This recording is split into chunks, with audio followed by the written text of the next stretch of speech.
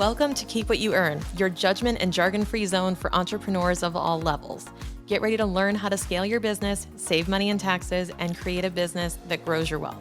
If it feels like the financial side of business is like eating your vegetables, well, then think of this podcast as the ranch dressing to make the process a little more enjoyable. My name is Shannon Weinstein. I'm a CPA and business owner on a mission to simplify money and empower others through knowledge. I hope this episode inspires you to take action, but remember that the information we share is for educational purposes only and is not individual tax advice. Now that we got that out of the way, let's start the show.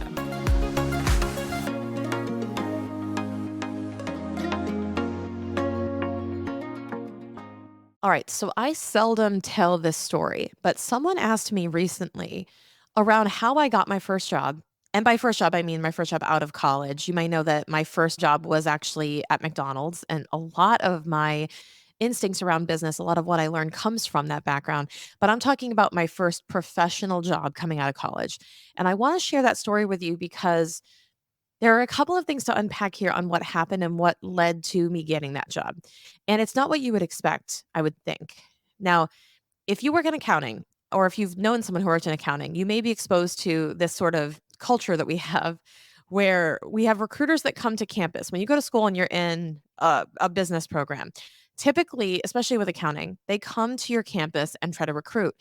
Basically, an accounting firm, if you're not aware, is a recruitment machine. They have such high turnover and such a huge kind of pipeline of talent that they have to go actively recruit in these certain universities. Now, what I was naive to when I was in college was that geography matters. So I went to school in North Carolina to an institution called Elon University. Absolutely love Elon. I still serve on the board, actually, the board of advisors for their accounting department, which is super fun. And I'm still in touch with the faculty that I had at the university. I absolutely love the school. If you're thinking about Elon, I am a major advocate and I'd be happy to talk to you.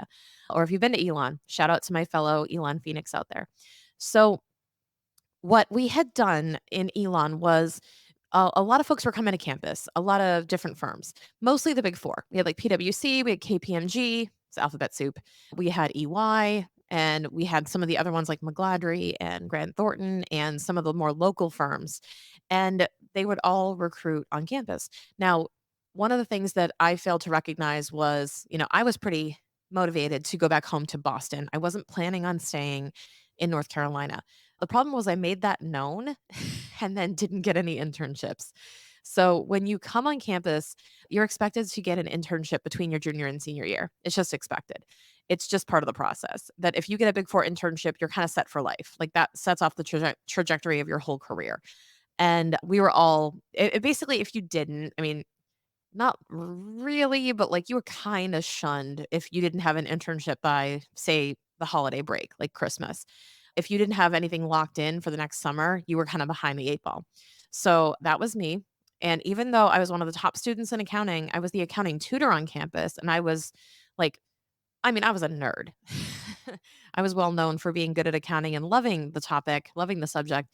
I still had a really hard time getting interviews for internships, and I was like, "Why?" Well, it turns out I was really vocal and honest in my interviews where I said, "I would really like to go back and work in Boston."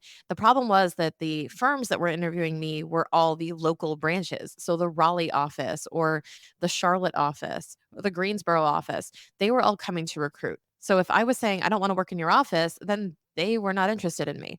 So that was kind of a flop.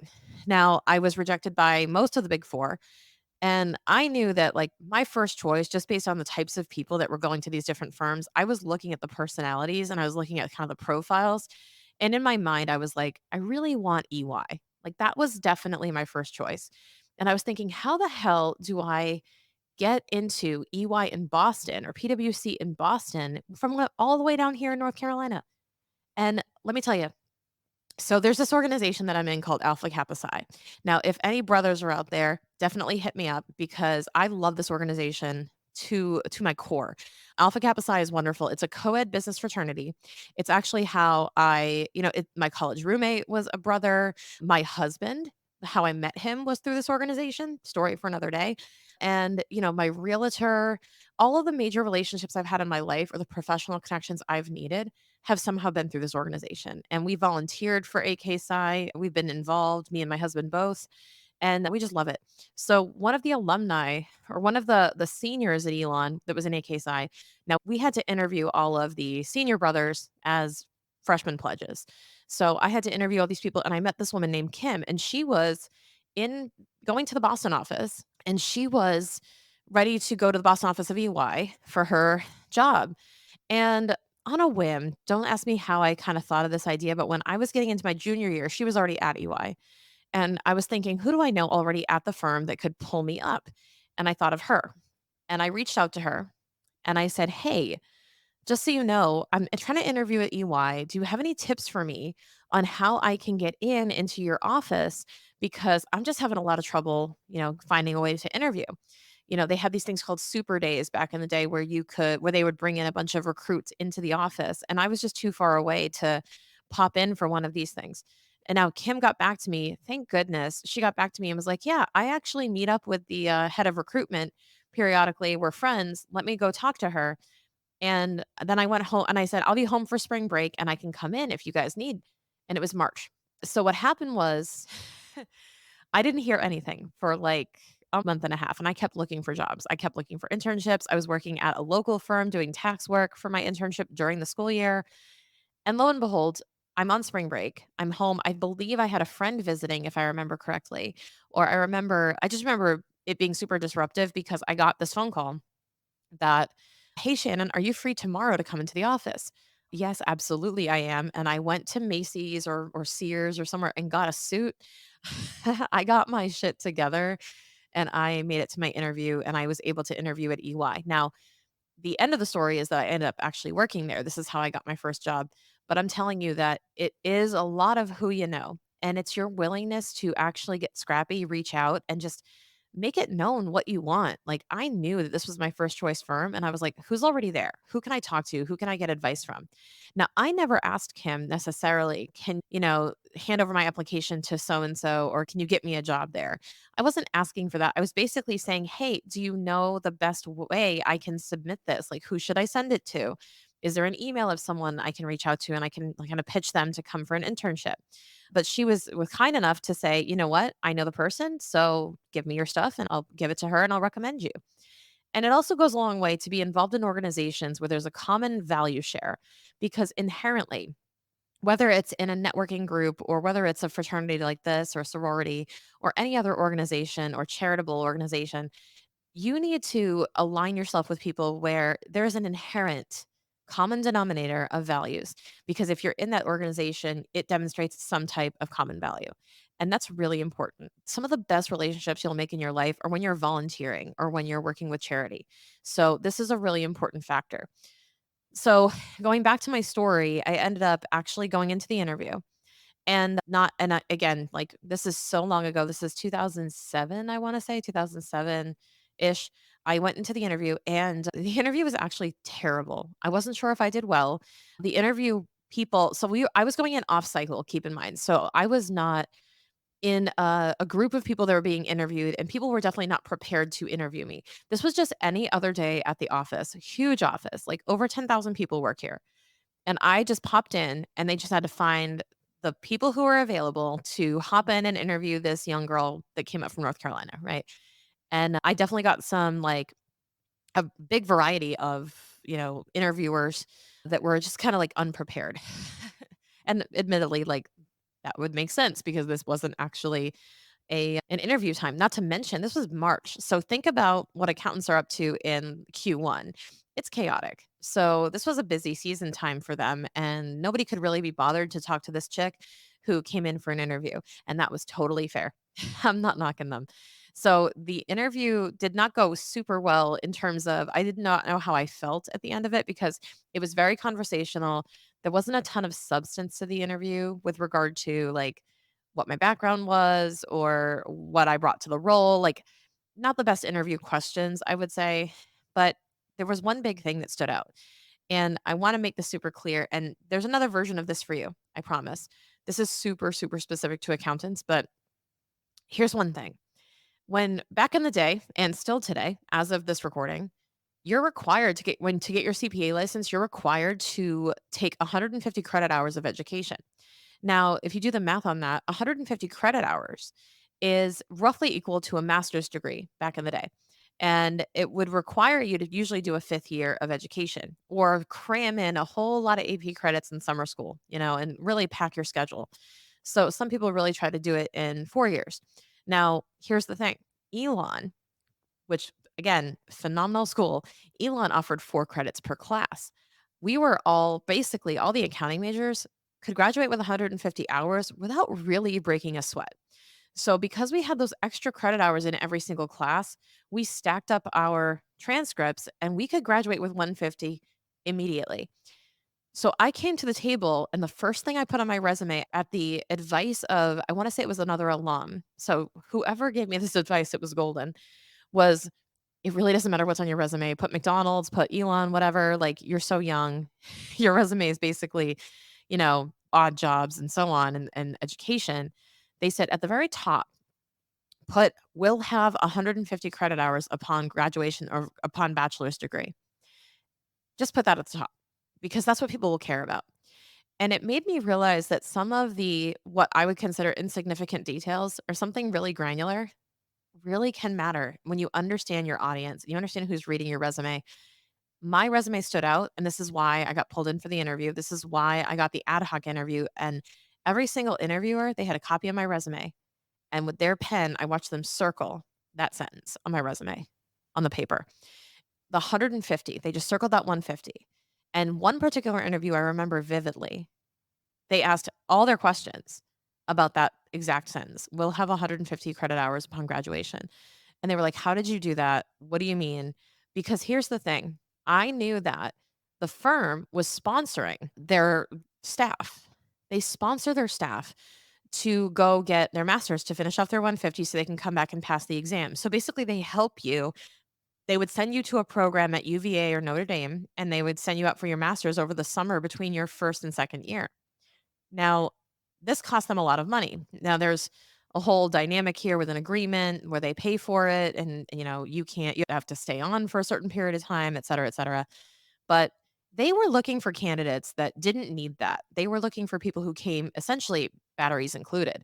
And I was one of those people to them because they saw my resume and they said, "Hey, she's coming in with 150. She doesn't need the program. She doesn't need us to ship her away. We can get a whole extra summer of work out of her and, carry on. She doesn't need our sponsorship." So that was attractive to them. And I knew that going in. I knew that would be attractive because I knew that they wouldn't need to sponsor me. They wouldn't have to lift a finger. I would come ready to go. Not to mention, I told them my plans were to pass the CPA exam in its entirety before the halfway point of my first year, before my first busy season. That was my mission. And I made that very clear. That was my mission. I said, "This is my objective is that I want to walk into my first busy season already having my license." Now, another point of clarification. To get your license, you need 2 years of work, I believe, or it was a year of work. I can't remember anymore because I got it in 2009, so it was a year of work plus passing all 4 sections, basically. And you have to get somebody to sign off that you did the work, et cetera, et cetera. So I basically said, "Hey, as soon as that clock strikes a year, I can apply because I'm gonna have my license. I'm gonna have my exam under my belt." And that was what they cared about was how much easier can Shannon make this for us? And yes, that is like a selfish approach to it, whatever. But when you're conscious of what's in it for the person that's hiring you, what's in it for the person that you're trying to convince or negotiate with, what's in it for them? They're willing to work with you. They're willing to go off cycle to hire you. They're willing to open up a position for you, in which they did. They actually didn't have many positions open, but they made an exception for me to come in for that internship program in 2007. And the reason why was because I showed up with everything they wanted on that resume because I made it about what I can do for them, how I can save them time, how I can just show up. And here's the thing. We walk into these situations a lot with ego. We walk in thinking, "Well, I'm amazing and I should be able to sell myself and they should be happy to have me. They would be lucky to have me." Yes, they would. However, you're going to have a much harder time convincing people of how great you are if you're not framing how great you are around what you can do for them, what their immediate benefit is by hiring you or by listening to you or by doing what you say. That is huge. So I realized really early on in my career that the more I can seemingly save people time and money, the more likely they were to do what I wanted or to get I was likely to get what I wanted. Now, to close out the history there, I did accomplish that goal. I did pass all 4 sections of my CPA on the first try. I was done by October 2008 when I started work. So basically, I studied all summer. I took all my tests all summer. Heck, I graduated on a Saturday and I sat for an exam on Monday. Like, it was that fast. I studied for my exams my senior year spring. I just knew that this was my laser focus, and people saw that. My professors even waived this was fun. My professors even waived my final exams in some cases. Like, they just kind of said, "Screw my little exam. You already have an A or A minus or whatever in my class. Let's just call it what it is. Go study for your CPA. Like, you're gonna go take that test in May. You're better off studying for that than my silly old test," right? So they were thinking big picture for us too. And that was so helpful because I was able to pass all 4 sections. I was done with my 4th one in October, of my first year of work, and I can't imagine, I truly cannot imagine any different trajectory of my career. I can't imagine not passing.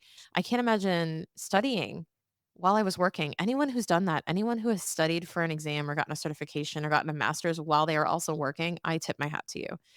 I don't know if I could hack it. I really don't know, which is why I was so hell-bent on taking the approach that I did, because I knew that it would be so challenging for me if I didn't take care of it first. And yeah, my career started out off at EY, which stands for Ernst& and Young for those who don't know, and I had the time of my life working there, and I had some of the best opportunities of my life, best network growth of my life, best, education of my life in my career, all because of that. Like, when you really trace it back to, that one little number on my resume really did set a whole course and a whole trajectory for my career. Because if it hadn't been for that little detail, if it hadn't been for that one little framing of a small detail of my goals and what I was going to accomplish and how it was going to benefit them, I don't know where I would be, because I would still be stacking up rejection letters from all the firms, and I don't know what I would be up to. So, just a reminder that the little details do matter, especially when you can make them have a real impact on the outcome that you want.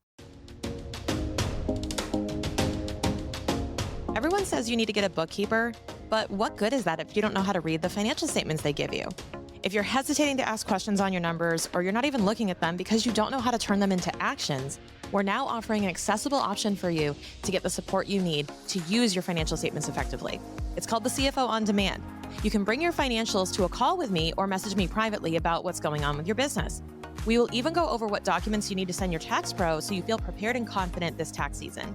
Want to learn more? Head to thecfoondemand.com, and the link is down in the show notes. Again, that's thecfoondemand.com.